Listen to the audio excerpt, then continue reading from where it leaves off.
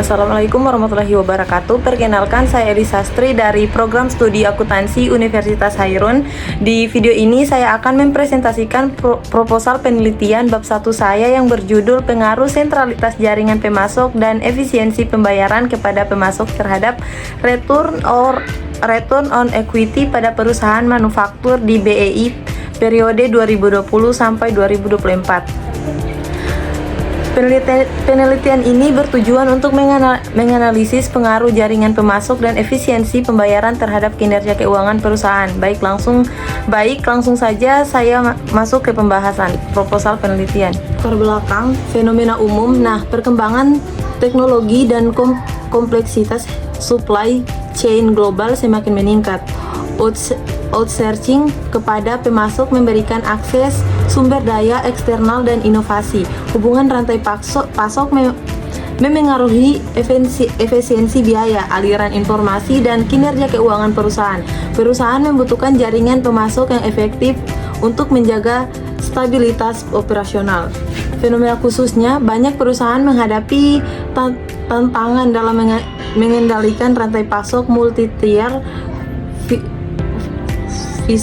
Visibilitas perusahaan terhadap pemasok tingkat bawah masih terbatas. Gangguan pada pemasok tier 2 dan tier 3 dapat mempengaruhi operasional perusahaan utama. Posisi strategis pemasok dalam jaringan memengaruhi kelancaran aliran informasi dan pasokan.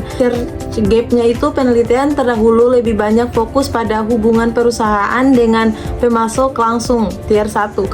Kajian tentang pemasok tingkat bawah masih terbatas. Belum banyak penelitian yang menghubungkan sentralitas jaringan pemasok dengan ROE perusahaan di Indonesia.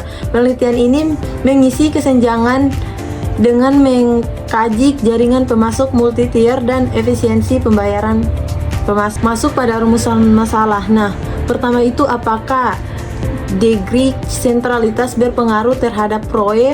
Yang kedua, apakah Bedwiness sentralitas berpengaruh terhadap ROE? Yang ketiga, apakah account payable turnover berpengaruh terhadap ROE? Keempat, apakah efisiensi pembayaran memoderasi hubungan sentralitas jaringan dengan ROE? Untuk tujuan penelitian di sini, tujuannya satu, menguji pengaruh degree sentralitas terhadap ROE. Yang kedua, menguji pengaruh Bedwiness sentralitas terhadap ROE. Yang ketiga, menguji pengaruh efisiensi pembayaran kepada pemasok terhadap ROE. Yang keempat, menganalisis peran moderasi efisiensi pembayaran dalam hubungan sentralitas jaringan dan ROE. Manfaat penelitiannya: pertama, memberikan bukti empiris terkait jaringan rantai pasok dan kinerja keuangan. Yang kedua, mengintegrasikan teori TCE dan social capital theory. Yang ketiga, menawarkan metode pengukuran sentralitas jaringan menggunakan data publik.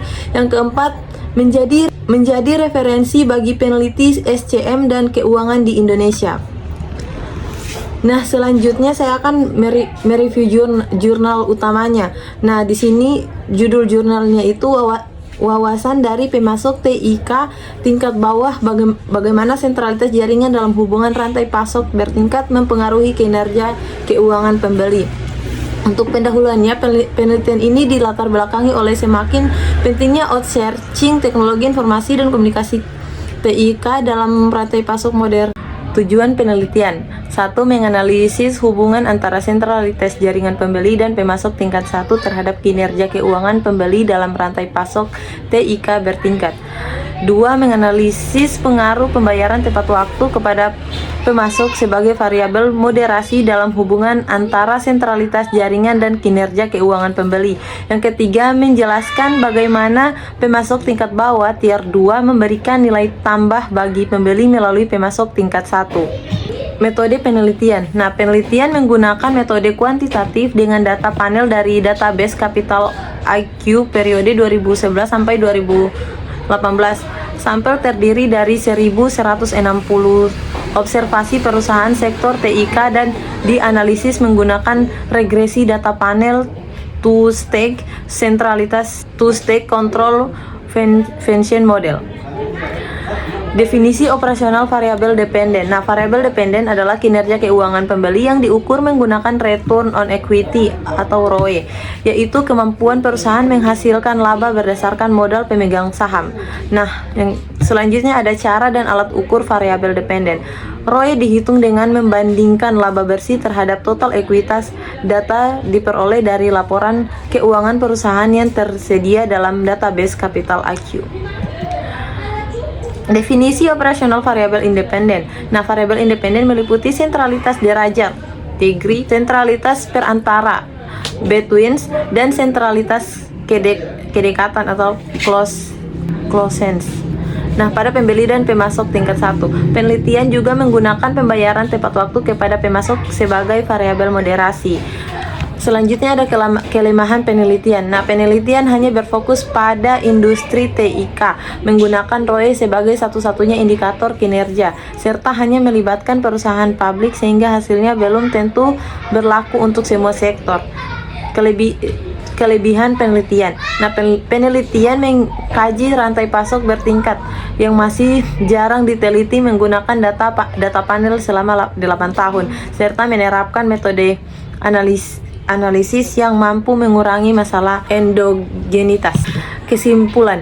Nah, kesimpulannya penelitian ini menunjukkan bahwa struktur jaringan rantai pasok bertingkat berpengaruh terhadap kinerja keuangan pembeli. Semakin banyak hubungan pembeli dengan pemasok, semakin baik kinerja keuangannya. Sebaliknya, perusahaan sebagai perantara dalam jaringan dapat menurunkan kinerja karena meningkatkan kompleksitas koordinasi. Selain itu, pembayaran tepat waktu kepada pemasok terbukti memperkuat hubungan antara struktur jaringan dan kinerja keuangan perusahaan. Itu saja presentasi dari saya. Terima kasih. Saya ucapkan wassalamualaikum warahmatullahi wabarakatuh.